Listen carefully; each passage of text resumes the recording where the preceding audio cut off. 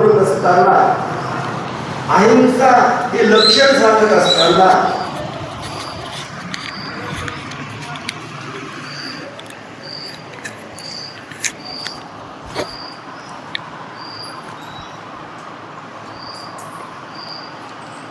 अहिंसा ही लक्षण सांगत असताना ज्ञानोबारायांनी सांगितलं, तो चालतानाही त्याची अहिंसा प्रगट रूपाने आपल्याला दिसते.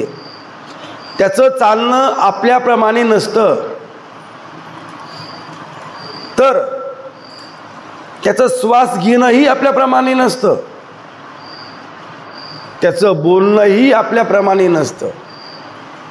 बोलण्यातली अहिंसा, श्वासातली अहिंसा, चालण्यातली अहिंसा, पाहण्यातली अहिंसा, तो पाहत असताना सुद्धा आपलं पाहणं आणि त्याचं पाहणं फार मोठं अंतर असतं.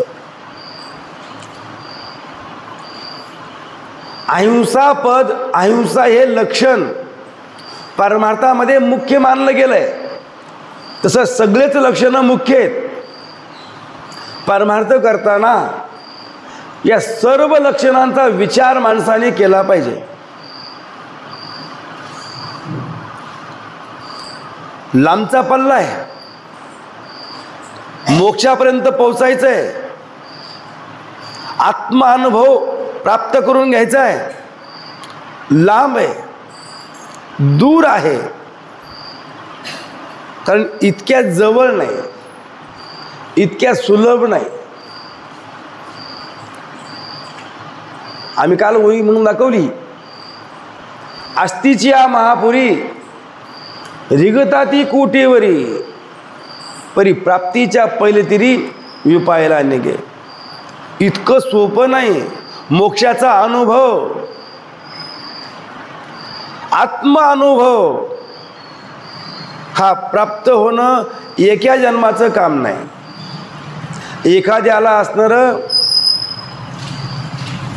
साधू पुरुषाने असणारं डोक्यावर हात ठेवला आणि आत्मबोध झाला, ही प्रक्रिया सामान्य वाटते, सहज वाटते, पण ती सहज नाही. डोक्यावर हात ठेवल्याबरोबर जो बोध आत्मानुभवाचा प्रगट रूपाने होतो किंवा आत्मानुभव येतो, बोध ठसावतो, त्या जन्मात सहज वाटलं, परंतु त्या साधकाला, त्या जिज्ञासूला तिथपर्यंत पोचण्याकरता, त्या अवस्थेला येण्याकरता त्याने अनेक जन्माची साधना केलेली असते. साधना केल्याशिवाय ती अवस्था प्राप्तच होत नाही. ते काही जादू मंत्र नाही, छू मंत्र नाही, ते कष्टच आहे, तो अभ्यासच आहे, ती साधनाच आहे, आणि ती एक जन्माची नाही. आपणही इथं ही ज्ञानेश्वरी आपण चिंतनामध्ये आणतो. मीही वाचन करतोय, तुम्ही ऐकता, पण ही साधना आजची नाही. पाठीमागं अनेक जन्मामध्ये आपण असणारं साधना केलेली, आणि ती साधना वाढत वाढत वाढत वाढत आज आपण या भूमिकेला आहोत. लगे मनाला आलं आणि आम्ही रोज असं ज्ञानेश्वरी पाठाला येऊ लागलोत. इतकं सोपं हे साधन नाही. ज्ञानेश्वरीचा पाठ आपण नित्यनेमाने उपस्थित राहून असं चिंतनामध्ये आणतो, श्रद्धेने श्रवण करतो. ही श्रद्धा आज तयार झालेली नाही. अनेक जन्माची सामुग्री आपल्या पाठीमागं उभा आहे. एक एक शब्द संतांचा कळण्याकरता, रुचण्याकरता, आवडण्याकरता, हे सुद्धा असणारं पुण्य सामुग्रीशिवाय नाही. एरवी बघितलं, प्रत्येक माणूस संसारामधला संसारप्रिय आहे, प्रपंचप्रिय आहे. त्याला प्रपंच आवडल, प्रपंचातल्या वस्तू आवडतील, पर परमार्थातल्या वस्तू आवडणार नाहीत ना कळणार नाहीत. कळण्याकरताही आणि आवडण्याकरताही पुण्य सामुग्री लागते, आणि एक जन्माची नाही. हे अनेक जन्माची सामुग्री आपल्या पाठीमागं उभा आहे. मला भाव एवढाच मांडायचा आहे की मोक्षाचा अनुभव ही जे ज्ञान लक्षणं आहेत, ही ज्ञान लक्षणं आपल्या अंगी बांधण्याकरता किंवा कळण्याकरता पुण्य सामुग्री लागते. आपल्या पाठीमागं साधना घडलेली लागते. साधना घडल्याशिवाय, अभ्यास केल्याशिवाय इथपर्यंत माणूस पोचू शकत नाही. गुरुजींच्या काळामध्ये अनेक विद्वान मंडळी आणि ती विद्वान मंडळी सहज बोलून जायची. वारकऱ्यांची साधना सोपी नाही, सोपी नाही. आज तुम्हाला चांगदेव पासष्टी ऐकायला मिळते. चांगदेव पासष्टी तुम्हाला परमपूज्य गुरुवर्य ब्रह्मीभूत रंगनाथ महाराज गुरुजींच्या मुखातून तुम्हाला चांगदेव पासष्टी ऐकायला मिळते ना? हो. मग चांगदेव पासष्टी हे जे असणारं मौलींचं वाङ्मय आहे, उपदेश आहे, प्रबोधन आहे, हे अधिकारी पुरुषाला आहे. नावातच पाहना, चांगदेवा करता ज्या 65 ओव्या रचल्या, प्रबोधन केल्या, नाव काय दिलं? चांगदेव पासष्टी. हे नाव आपण दिलंय, मौलींनी नाही. मौलींनी फक्त त्या पत्रावर 65 ओव्याच लिहिल्या, ज्या ओव्याचा अर्थ, त्याचा बोध चांगदेवांना झाला. चांगदेव हे अधिकारी वर्गातले होते, ज्यांचं अंतःकरण अत्यंत शुद्ध होतं, निष्कलंक होतं, कोरं करकरीत होतं, कुठलाच पापाचा अंश नव्हता.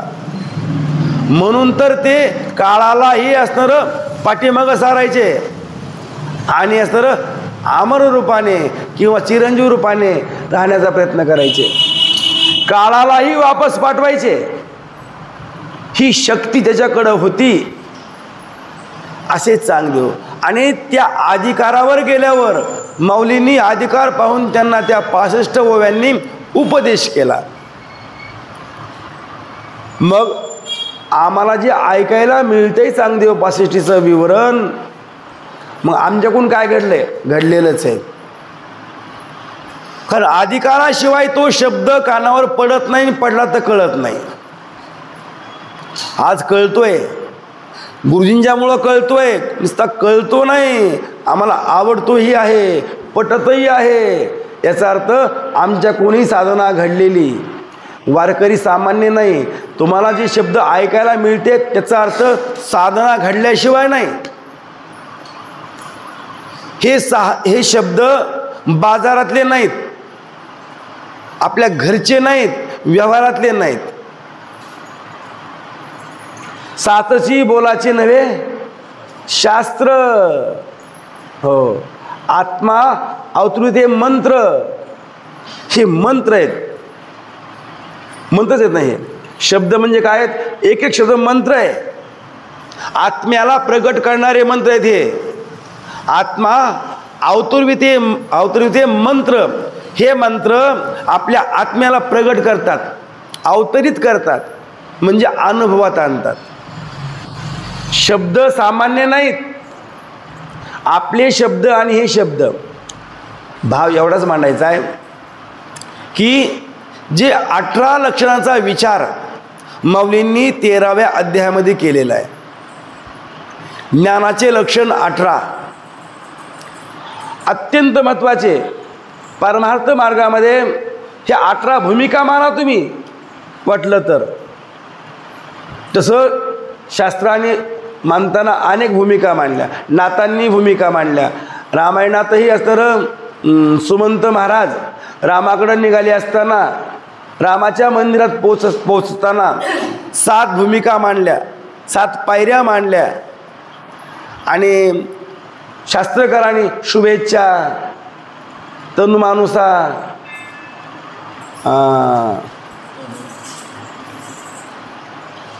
शुभेच्छा, सुविचारणा, तनुमानुसा सत्वापत्ती, असंशक्ती, पदार्थ भाविनी आणि तुर्यगा अशा 7 भूमिका मानल्या. भूमिका म्हणजे काय? ज्ञान लक्षणाचं येते. मग इथंही ज्ञानोबरायांनी हे 18 मानल्या. हे ज्ञान लक्षणं म्हणजे भूमिकाच आहेत, अवस्थाच आहेत. ह्या भूमिका, ह्या अवस्था, अंगात बांधणं म्हणजे काय? अंगात बांधणं म्हणजे त्या भूमिका कळणं. आम्हाला अमानित्व कळालं, अदंबित्व कळालं. कळालं म्हणजेच भूमिका आली. अमानित्व, तो ज्ञानी पुरुष, तो सज्जन, तो महात्मा मानाबद्दल आपल्या जीवनामध्ये कसा जीवन जगत असतो आम्हाला कळालं. तो मानाची वाट बघत नाही, उलट त्याला असणारा मान नको वाटतो, गजबजा नको वाटतो. तो एकांत प्रिय असतो. मग एकांत प्रिय असतो हे आम्हाला कळलं की आम्हीही असणार एकांत प्रिय व्हावं आणि आपल्यालाही एकांत आवडायला लागला तर भूमिका बांधली. लोकांनी मानच करावा, लोकांनी असं मान्यतेने आपल्याला असं समोर यावं असं न वाटणं म्हणजे लक्षण मानलं. अदंबित्व, आपण केलेला पुण्याचा बाजार न करणं, लोकाला वळून न सांगणं, झालं अदंबित्व. लक्षण कळालं का किती भूमिका आली म्हणायचं. तसं अमानित्व, अदंबित्व, आता अहिंसा, ही अहिंसाही कळली पाहिजे. हे पदच आहे, त्या पायऱ्याच आहे, त्या भूमिकाच आहेत आणि साधकाच्या जीवनामध्ये सोप्या येतं. महात्म्यांचं जीवन ज्ञानाने संपन्न असतं. मग त्यांचे लक्षणं, त्यांचा आचार आपल्याकरता मार्ग असतो. त्यांनी ज्या ज्या आचाराने जीवन जगलं त्या त्या मार्गावर आपण चालायचं असतं. मार्ग त्यावनी गेले आधी दयानिधी संत तेनीची पंथे चालो जाता न पडे गुंथा कोठे काही. त्याच मार्गाने चालावं. मार्गाने म्हणजे संसार करावा. संसार करायचा आहे ना, आम्ही संसार सोडू शकत नाही एवढं वैराग्य नाही. नसू द्या वैराग्य, संसारात राहून सुद्धा आपल्याला मोक्ष आत्मानुभव प्राप्त करता येतो संतांच्या मार्गाने गेल्यावर. संतांच्या मार्गाने म्हणण्याचा अर्थ संतांच्या विचाराने गेल्यावर संतांनी जो आपला अनुभव लक्षणाच्या द्वारे आपल्या समोर ठेवला, ते लक्षणं डोळ्यासमोर ठेवून आपण जर संसार केला तर आपल्यालाही वनात जायची गरज नाही, काही त्यागाची गरज नाही. घरच्या घरी तो अनुभव आपल्याही जीवनामध्ये येऊ शकतो प्रयत्न केल्यानंतर. हे लक्षण आहेत म्हणून आपल्याला हे बारकाईने बघायचे आहेत. माऊलींनी सांगितलेत, तर माऊलींनी अहिंसा पदावर बोलताना तो महात्मा चालतो कसा, तर त्याप्रमाणे आपलीही चाल असावी.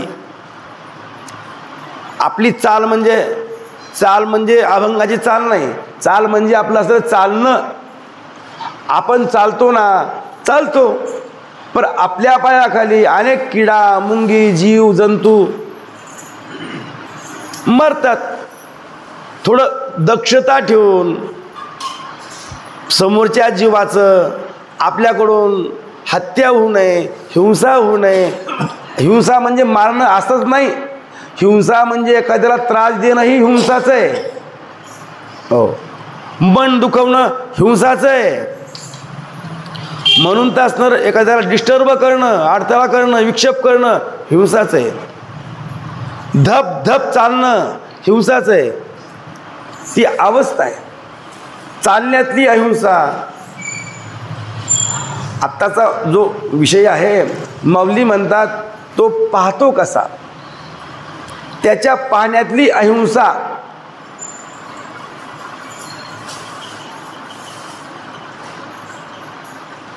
तो पाहत असताना कृपा कटाक्ष पाहत असतो. समोरच्याकडे बघत असताना आपल्या दृष्टीने समोरच्यावर कृपा व्हावी शक्तिपात व्हावा, सर्वांना सारखंच पाहतो, विषम भाव नसतो आणि आपल्या पाहण्यामध्ये सर्वांचं कल्याण असतं. कल्याण आपण पाहतो एक आणि इच्छितो एक. महात्मा मात्र पाहत असताना सर्वांचं कल्याण व्हावं असंच पाहतो, सगळ्यांना असं सुख मिळावं असंच पाहतो. त्याच्या पाहण्यामध्ये कुणी जवळचा कुणी लांबचा नसतो, आप परावे नाही, कुणी श्रीमंत कुणी गरीब नाही, कुठलाच भेद नाही. आत्मवत पाहतो. आत्मवत आत्मवत पाहणं म्हणजे देवालाच पाहतो. आणि महात्म्याला देव किती प्रिय असतो, प्राणापेक्षा प्रिय असतो. देवच पाहतो हरीची या दासा, हरी दाही दिशा, भावे जैसा तैसा. जसा भाव जिकडं पाहिल तिकडं असं एक हरीच. हरी वाचून काहीच नाही. सांगायचा भाव मौली म्हणतात, किंबहुना आईसी दिटी जयाची भूतासी, करही दे कशी तैशीची ते. मग अशाप्रमाणे त्या महात्म्याची दिठी, दिठी म्हणजे डोळे पाहणं, सर्वावर सुखाचा वर्षाव करणारे डोळे, सर्व काळ एक शांती शांती प्राप्त करून देणारे डोळे. त्यांची नजर आपल्यावर पडली की आपल्याला समाधान वाटतं, शांत वाटतं. त्यांच्या नजरेतून त्यांच्या पाहण्यातून आपलं कल्याण होतं. नुसतं पाहावं तरी, मग त्यांनी पाहावं असं वाटतंय ना, मग त्यांच्या पुढं पुढं गेलं पाहिजे. त्यांच्या पुढं पुढं गेलं तर पाहतील, आणि पुढं नाही गेल्यावर कसे पाहतील बरं. त्यांची दृष्टी आपल्या अंगावर पडली पाहिजे. मग दृष्टी जर अंगावर पडली पाहिजे असं वाटतंय ना, मग पुढं पुढं जा. पण आमचं कसं आहे, परमार्थामध्ये मागं मागं, परमार्थात मागं मागं नाही, परमार्थ करताना पुढं पुढं असलं पाहिजे. आणि आम्ही संसारामध्ये पुढं पुढं नाही, संसारामध्ये हो, संसारात पुढं आणि परमार्थामध्ये मागं. संसारामध्ये बघा तुम्ही किती पुढं पुढं, तर लग्न कार्यात पुढं, वाढदिवसाच्या कार्यामध्ये पुढं, कुठलाही कार्यक्रम असला की पुढंच, आणि परमार्थाला पाठीमागं. आणि इथंच आपलं त्या ठिकाणी असं आपलं आयुष्य खच्चीकरण व्हायला लागलंय. परमार्थात पुढं असलं पाहिजे, कारण का त्या महात्म्याची नजर आपल्यावर पडली पाहिजे. महात्म्याच्या नजरेमध्ये जादू असते, शक्ती असते. आपल्या अंगावर पडली तर आपण निरोगी होऊ, आपण परमार्थी होऊ, आपला परमार्थ सक्षम होईल. खरंय ते, संतांच्या नजरेमध्ये शक्ती असतेच. आपण सारखं संतांच्या पुढं पुढं राहा, आपला परमार्थ सक्षम होईल. तुमची जशी भावना असेल, जशी विच्छा असेल, ती पूर्ण होईल. संतांची नजरही, त्यांची नजर, त्यांची दृष्टी आपल्यावर पडली पाहिजे. हो, मग आत्ताच्या काळामध्ये संतांची दृष्टी आपल्यावर पडावी. मग पडावी असं वाटतंय ना, तर मग संत विचाराच्या समोर राहा. संत विचार म्हणजे ज्ञानेश्वरी अखंड डोळ्यासमोर ठेवा. गाथा, भागवत, अनेक असं चिंतन अखंड ठेवा. अखंड ठेवणं म्हणजेच त्यांच्या समोर जाणं, आणि समोर गेल्यानंतर मग तेच वाङ्मय, तेच अभंग, तीच ज्ञानेश्वरी तुमच्यावर कृपा केल्याशिवाय राहणार नाही. जे जवळ येईल त्यांना लाभ आहे. अर्थ बोलाची वाट पाहे, तेत अभिप्राय ते अभिप्राय विये, भावाचा फुलोरा होत जाये मतीवरी. आपल्या मतीवर, आपल्या बुद्धीवर प्रकाश पडतो त्या ओवीचा. भाव एवढाच आहे. अशाप्रमाणे तो महात्मा आपल्या पाहण्यातून आपली अहिंसा प्रगट करत असतो. तर आता करही देखसी तयासे, करही देखसी तैशीची ते, ज्याप्रमाणे चालणं, ज्याप्रमाणे श्वास घेणं, ज्याप्रमाणे पाहणं, त्याचप्रमाणे त्याचे हातही अहिंसेला प्रगट करणारे, ज्याच्या हातातूनही अहिंसा नावाचं जे लक्षण आहे ज्ञानाचं, हे प्रत्यक्ष माणसाला अनुभवाला येतं. कसं येतं? पुढं म्हणतात, तरी होनिया कृतार्थ राहिले सिद्धांचे मनोरथ, तैसे दयाचे हात निर्व्यापार. एखादा साधक सिद्धीच्या प्राप्तीकरता किंवा एखादा साधक सिद्ध अवस्थेला पोहोचला, मग सिद्ध झाल्यानंतर काही विचार राहते का? काही नाही राहत. तरी होऊन या कृतार्थ, कृतार्थ शब्दाचा अर्थच काय आहे? सिद्ध होणं, कार्य संपणं. ज्याच्याकरता प्रयत्न केला ते मिळालं, प्रयत्न संपला, म्हणजे कृतार्थ होणं.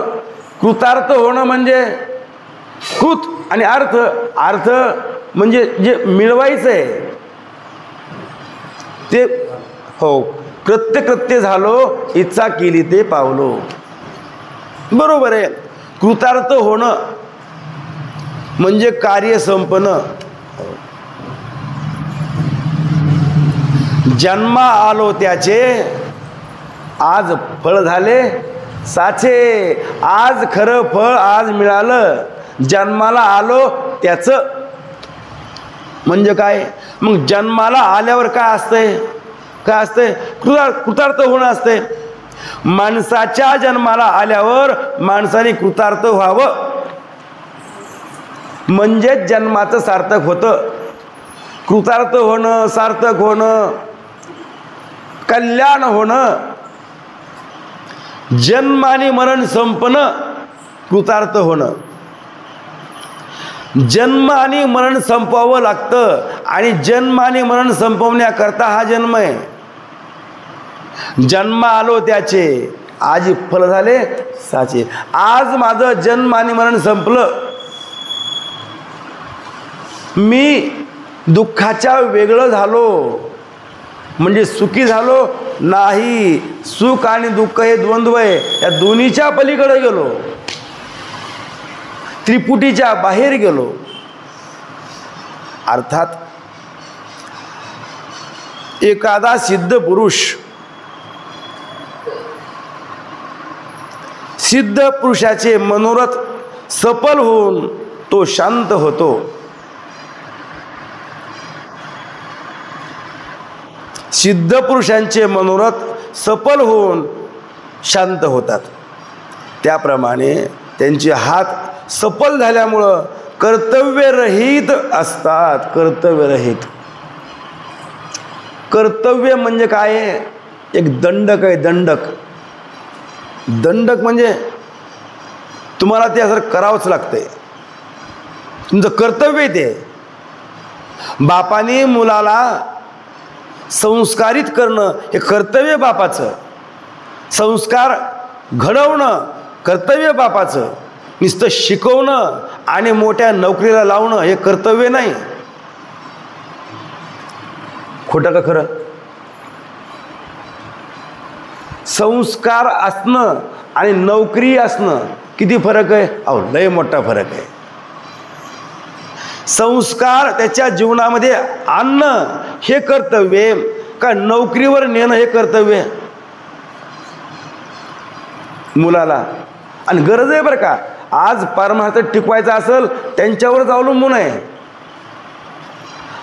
ही आज उणीव आहे. परमार्थ मार्गामध्ये सगळे बुजुर्गच आहेत. नवीन पिढी यायला तयार नाही. जरी आली ती डिजिटल कामापुरती,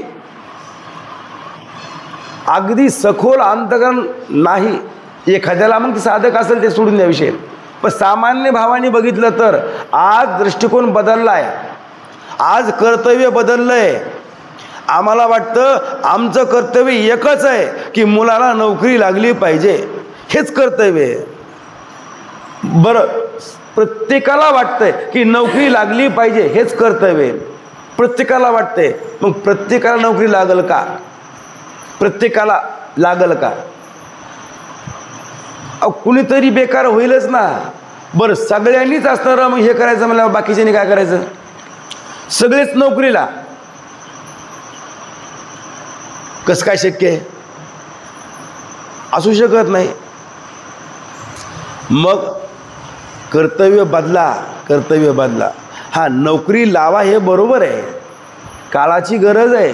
शिक्षण असलं पाहिजे, आपल्याला संसारात जीवन जगायचं आहे आणि जगताना शिक्षणाची गरज आहे.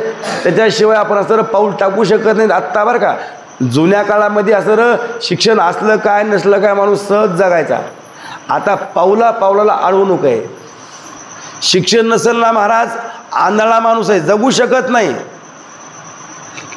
सगळं चांगलं आहे पण शिक्षण नाही, जगता येत नाही. नुसतं असतं अन्न, वस्त्र, निवारा हे झालं म्हणजे जगणं नाही. आत्ताचं जगणं, आत्ताच्या काळात जगणं हे जगण्याचाही असं आता भाव बदललेला आहे. जगणं आत्ताचं वेगळं झालेलं आहे. त्याच्यामुळं जगाबरोबर चालायचं असेल शिक्षण पाहिजे, पण त्या शिक्षणाबरोबरही आपला आत्मउद्धाराचा मार्गही चालला पाहिजे, आत्मउद्धारही झाला पाहिजे. आपला हा जन्म फुकट गेला नाही पाहिजे. जरी शिक्षणाला महत्त्व दिलं तरीही अमूल्य असा हा नरदेह भगवंताने देवाच्या प्राप्तीकरता परमार्थाकरता दिला आणि तो दिलेला देह योग्य कामालाही असं आपण लावला पाहिजे. म्हणजेच असं परमार्थ घडला पाहिजे.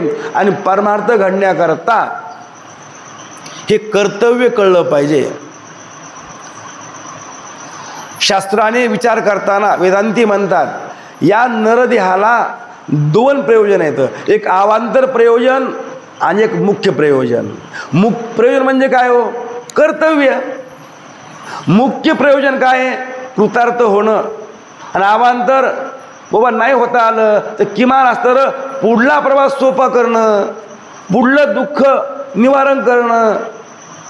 अवांतर प्रयोजन म्हणजे स्वर्गाधिक असणारं जे पद आहेत, जे सुख आहेत, किंवा किंवा दुःख रहित होणं, भौतिक दुःखाच्या वेगळं होणं.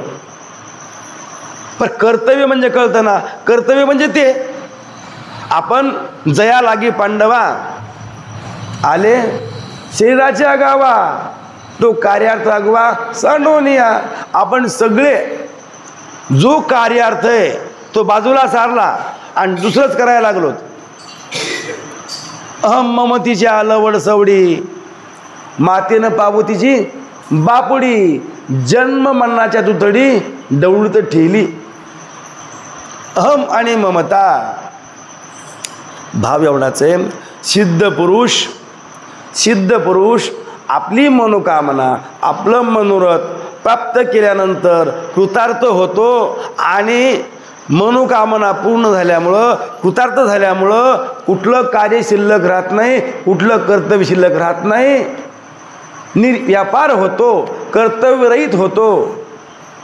म्हणून तर एकदा आत्मानुभव आला की कुठलंच कर्तव्य शिल्लक राहत नाही.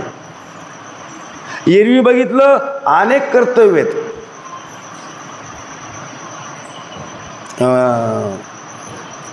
ऋणाचाही विचार करताना ऋण प्रत्येक जीवाच्या, मानवाच्या डोक्यावर ऋण आहेत.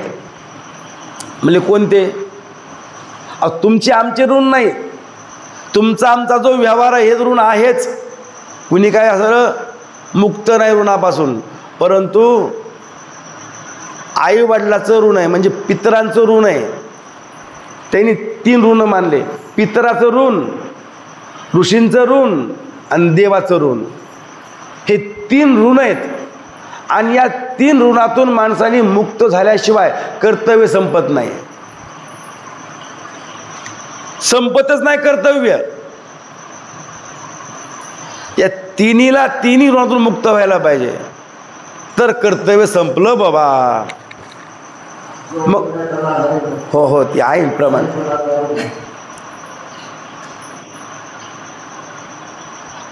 देवाच्या भक्ताला लागल्यावर तो कोणाचाही ऋणी राहत नाही.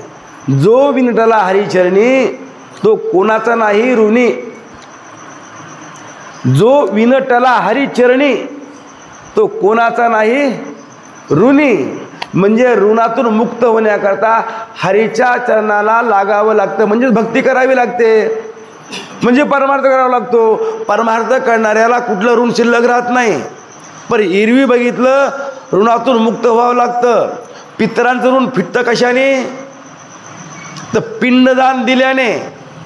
पिंड पदावरी दिला आपुले करी, झाले माझे गया वर्जन, फिटले पितराचे ऋण. पिंड पदावरी. पदावरी म्हणजे कुठं? पदावरी म्हणजे असणारं, आता प्रत्येकाला काय असणार शक्य नाही जाणं.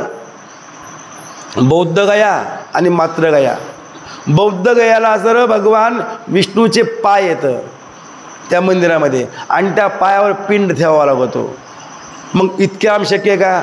मग पदावरी या शब्दाचा अर्थ काय घ्यायचा?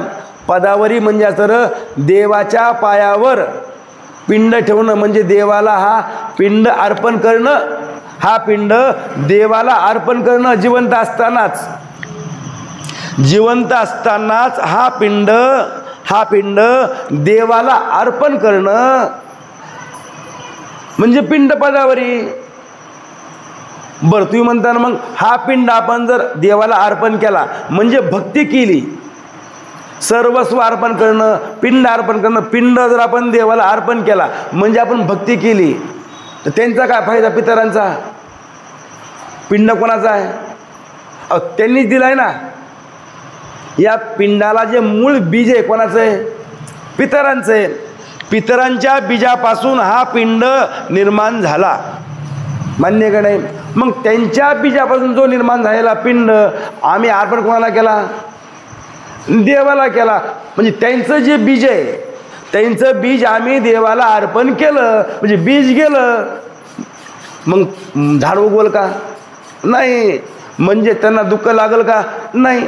म्हणजे त्यांचं जे ऋण आहे, त्यांचं ऋण हे मुक्त कसं व्हायचं? तर आपण परमार्थ करायचा. पिंड पदावरी दिला आपुले करी, माझ्या हाताने माझा देह मी देवाच्या चरणावर ठेवला. अर्थात मी देवाच्या करता जीवन जगायला लागलो, म्हणजे मी परमार्थ करायला लागलो, तर माझ्या पितराचं ऋण फिटलं. दुसरं ऋण ऋषींचं ऋण. ऋषींचं ऋण म्हणजे असणारं संतांचं ऋण. संतांनी एवढे मोठे ग्रंथ केले, कोणाकरता केले हो? स्वतःच्या नावाकरता, की माझं नाव झालं पाहिजे, लोकांनी म्हणलं पाहिजे, प्रसिद्धी मिळाली पाहिजे? नाही. हे जे वाङ्मय केलं हे आपल्याकरता आहे. म्हणजे आम्हाला वाचता येत नाही, ऐकायला या ना तुम्ही. ऐकणं, संत वाङ्मय ऐकणं, पोथी ऐकणं म्हणजेच ऋषींच्या ऋणातून मुक्त होणं आहे. आणि सगळ्यात मोठं ऋण म्हणजे देवाचं आहे. ज्या देवानी आपल्याला हा नरदेह दिला, जेने हा जीव दिला दान, तयाचे करीन चिंतन, जगत जीवन नारायण, गायन गुण तयाचे, जो या भिवरच्या तिरी, दिले इंद्रिय हात पाय कान, डोळे मुख बोलावया वचन, जेने तू जोडसी नारायण, नासे जीवपन भवरोग. ज्या देवानी आपल्याला नरदेह दिला, एरवी बघितलं नरदेह दुर्लभ आहे, अत्यंत दुर्लभ आहे. इतका दुर्लभ सांगितला की काग ताली न्याये पावला हा देह, न घडो उपाव घडो आला. असा दुर्लभ नरदेह देवानीच दिलाय, भगवंतानीच दिलाय, कृपेने दिलाय. देवाला वाटलं आता किती जन्म घेणार हा बाबा, अनेक जन्म घेऊन घेऊन हा निस्ता फिरतो आहे, एक एक येऊनी कुटी कुटी फेरा, इतके जन्म घेतोय. मग देवाला करुणा आली आणि देवाने मुद्दाम याला सर नरदेहाला आणलं. म्हणजे नरदेहाची प्राप्ती कुणी दिली? देवानीच दिली. मग देवाचा उपकार नाही का आपल्यावर? ज्या देवानी आपल्याला डोळे दिले, बुद्धी दिली, कान दिले, हात दिले, पाय दिले, बोलण्याकरता असं शब्द दिले, जीभ दिली, सगळं देवानीच दिलंय. मग देवानी दिलंय, मग त्या देवाच्या उपकारातून ऋणातून मुक्त होण्याकरता आपण परमार्थ करू नये? केला पाहिजे परमार्थ. मग परमार्थ करणं म्हणजेच ऋणातून मुक्त होणे. हे हो, केले उपकार सांगू मी काय, बाप न करी ऐसी माय. हो, त्यांच्याच धर्माने मी ह्या तर देवांचे पाय पाहिलेच. सांगायचा मुद्दा संतांचा उपकार आहे बाबा, म्हणजे ते संतांचा उपकार. हो, संतांचा उपकार वाणीने प्रगट करता येत नाही. भाव एवढाच आहे, त्यांच्या उपकारातून उत्तीर्ण हो म्हणजे कर्तव्य. आणि ते कर्तव्य संपलं म्हणजेच कृतार्थ झालो. आता कुठलं कर्तव्य शिल्लक नाही. हो, मग कर्तव्य शिल्लक नाही म्हणजे माझे हात निर्व्यापार झाले. हो, कुठलं कर्तव्य नाही. मग जसं एखाद्या महात्म्याचे हात निर्व्यापार होतात, कृतार्थ होतात, कर्तव्य शिल्लक राहत नाही.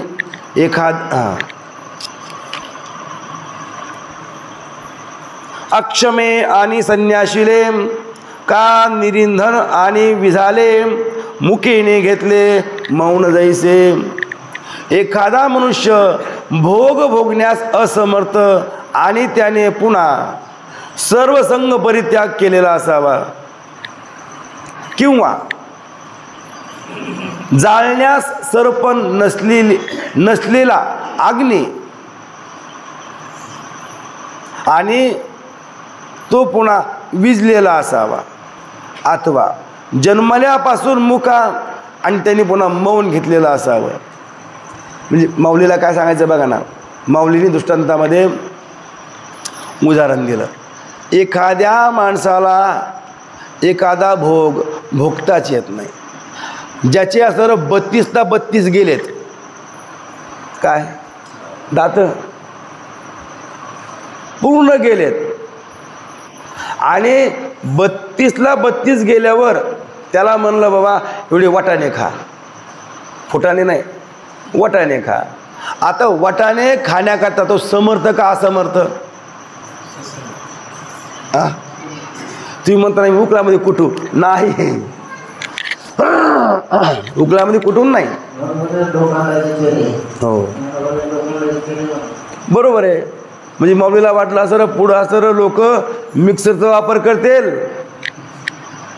मग मिक्सरमध्ये असं लोखंडाचे चेने टाका बरं, जे बोसऱ्या पडते खाणे, ते पोट भरणे की प्राण जाणे? पोट भरणे का मरणे असे ना. प्राणदाने नाही, मरणे. म्हणजे मला सांगा तुम्ही, लोखंडाचे चेने सोडून द्या. हो, साधे चेने जरी घेतले, बोचऱ्या माणसाला खायला दिले, तो खाईल का? खाईल? असमर्थ आहे. आणि अगोदरच असमर्थ आहे. एखादा भोग भोगण्यास असमर्थ आहे आणि पुन्हा ते संन्यास घेतला, बस आता काय खायचंच नाही. व्रत घेतलं, मी आता चेने खाणारच नाही. आता अगोदरच खाता येत नाही, तू असमर्थ आहे. अगोदरच असमर्थ आणि पुन्हा संन्यास घेणं. अगोदरच मला कुठला भोग भोगताच येत नाही. डोळे असून आंधळा, कान असून बहिरा, दात असून बोचरा. म्हणजे काय आहे, सगळे इंद्रियांनी आपल्या आपली शक्त्या सोडल्या. दिसायला म्हणले कान आहेत, प्राय काहीच येत नाही. दिसायला डोळे आहेत, दिसतच नाही. असायला पाय आहेत, चालताच येत नाही. नावाला जीभ आहे, चावताच येत नाही. मग हे इंद्रिय असून उपयोग काय? झाले असमर्थ. आणि इतकं झाल्यावर म्हणले आता मी सगळं सोडलं, करून करून भागला. म्हणले पुढे देवपूजाला लागला. करून करून भागला म्हणजे भागला का म्हणतो, भागला नसता, पण इंद्रियच गेले निघून, आता भागला. आता काही होतच नाही ना, आता पायाने चलणं होत नाही. हो, भागला. मग तेच ना, आपण तर भागत बी नाहीत ना. तर इंद्रिय असमर्थ बनले, मग म्हणला आता आपण सगळं सोडून दिलं. आता बाजार नाही, आता काम नाही, धंदा नाही, पैसे कमवणं नाही, माझ्या मध्यात नाही, माझ्या आद्यात नाही, मला बोलणं नाही, भाषण नाही, काहीच नाही. काय करतो, काहीच करत नाही, सोडून दिलं सगळं. कधी? सगळी इंद्रिय गेल्यावर सोडून दिलं. तसं माऊली म्हणतात, एखादा मनुष्य भोग भोगण्यास असमर्थ झाला आणि नंतर पुन्हा संन्यास घेतला, हे जसं, किंवा एखादा अग्नी आणि तो अग्नी एखादं लाकूड जाळण्याला असमर्थ आहे, म्हणजे असं मंद अग्नी, मंद म्हणजे कसा, मंद म्हणजे असं विजलेलाच. एखादं लाकूड जळत नाही लवकर, लय चिकट असते, धुपत जळते. आता सरपण राहिलंच नाही तर काय संबंध आहे? कोणतं लाकूड जळतं चांगलं, कोणतं धुपत चलतं, कोणतं असं आंबट असतं, ओलं असतं, वाळलेलं असतं, हे पहिलं होतं. आता काय सरपणाचा काय संबंधच नाही, त्यामुळे काही विषय नाही. तर काही अग्नी असणारं सरपण जाळू शकत नाही. आणि पुन्हा म्हणले विजलेला. आता विजलेला अग्नी सरपण जाळील का बरं? जाळणारच नाही. किंवा माऊली म्हणले जन्मताच मुका माणूस आहे, जन्मताच मुका, वाचाहीन, बोलता येत नाही, आणि पुन्हा मुक्या माणसाने मौन घेतलं. आता मौन घेणं म्हणजे काय? न बोलणं. मौन घेणं म्हणजे न बोलणं, आणि अगोदर मुका आहे आणि मुक्याने मौन घेतलं. हे जसं दृष्टांताने आपल्याला थोडं आश्चर्य वाटतंय. तया परी काही जया करा करणे नाही, जे अकर्तयाच्या ठाई बैसो येती. तसं त्याप्रमाणे ज्याला कोणतेच कर्तव्य नसतं, जे हात त्या अकर्त्या ज्ञानी पुरुषाच्या ठिकाणी जणू अनेक जन्मामध्ये प्रापंचिक कामे करून दमल्यामुळं निवांत बसण्यास येतात. तो महात्मा अनेक जन्मामध्ये कामं करून करून दमला, म्हणून आता या जन्मामध्ये त्याचे हात निवांत बसले, कर्तव्यरहित झाले, कर्तव्य संपलं, विश्रांतीला आले. जसं मुचकुंद महाराजांनी इंद्रदेवाला बरेच दिवस सहकार्य केलं युद्धामध्ये.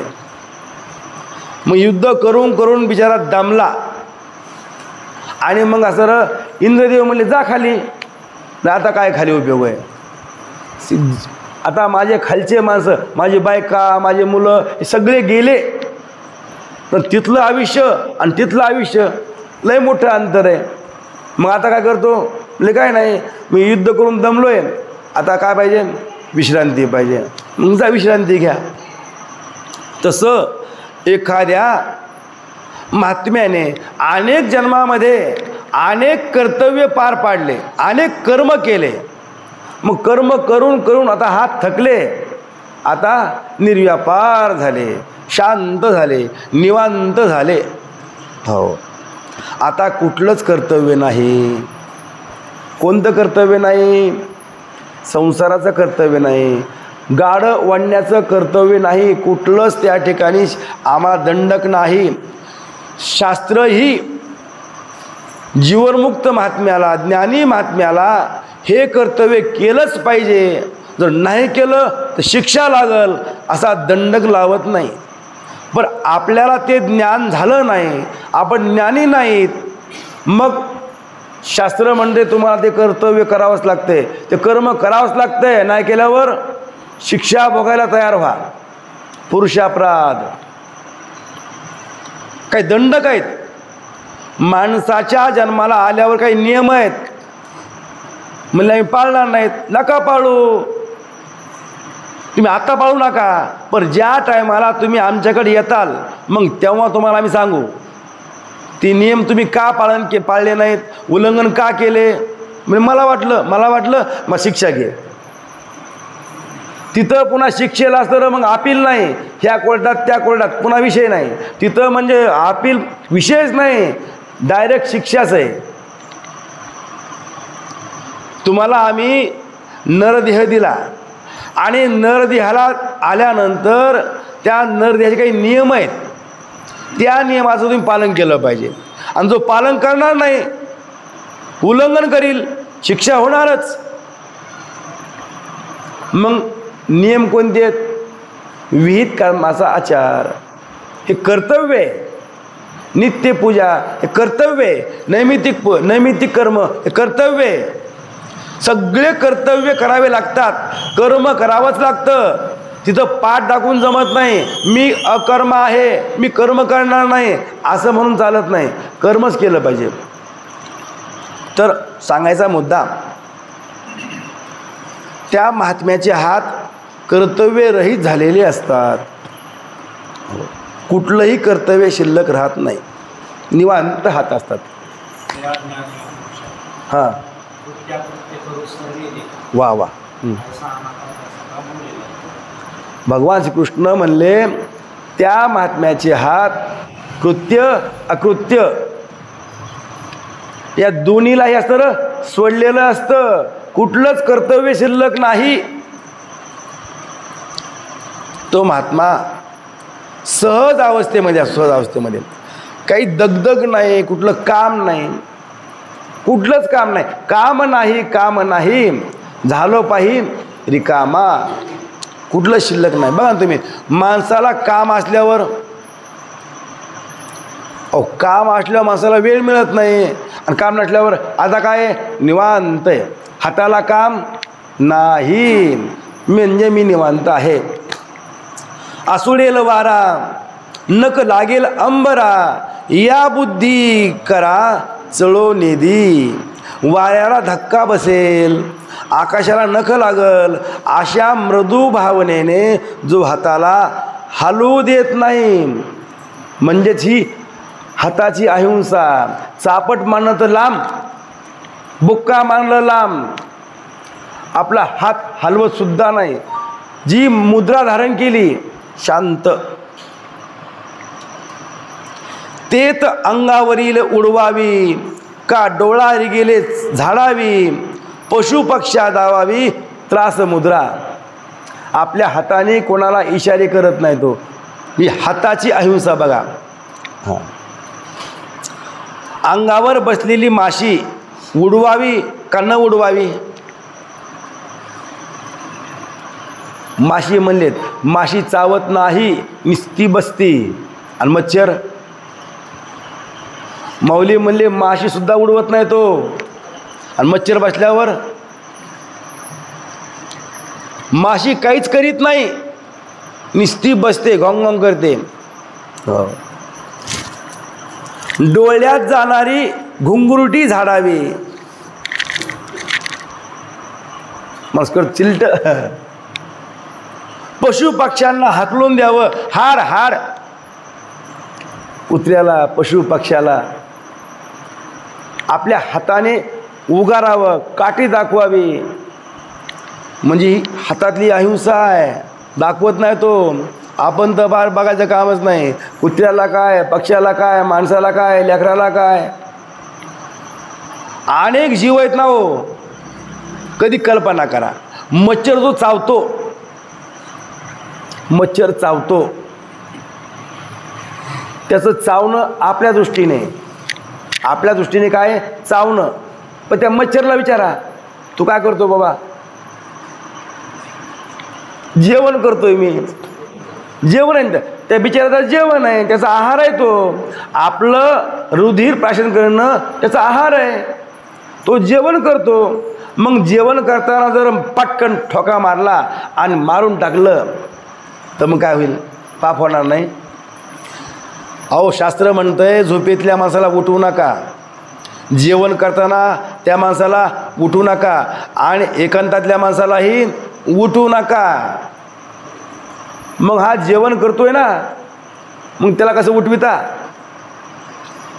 सांगायचा मुद्दा, माऊली म्हणतात की अंगावर बसलेली माशी उडवावी, डोळ्यात जाणारी गुंगुलटी झाडावी, पशुपक्ष्यांना हाकलून लावण्याकरता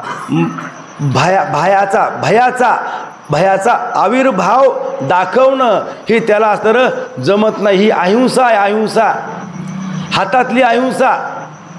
हातवारे या की उत्या गोठी, नावडे दंडू काठी, मग शस्त्राचे किरीटी बोलले के. माऊली म्हणले अर्जुना, भगवान श्रीकृष्ण म्हणतात अर्जुना,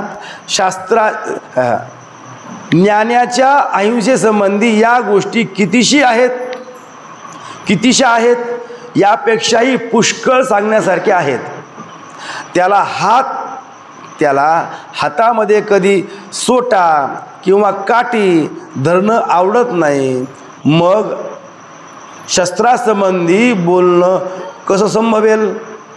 म्हणजे जो हातामध्ये काठीसुद्धा घेत नाही, मग काठी घेत नाही, शस्त्र घेईल का? तलवार घेईल का? नाही घेणार. म्हणजे तो आपल्या हाताने पूर्ण अहिंसा पाळतो, अहिंसेने वागतो.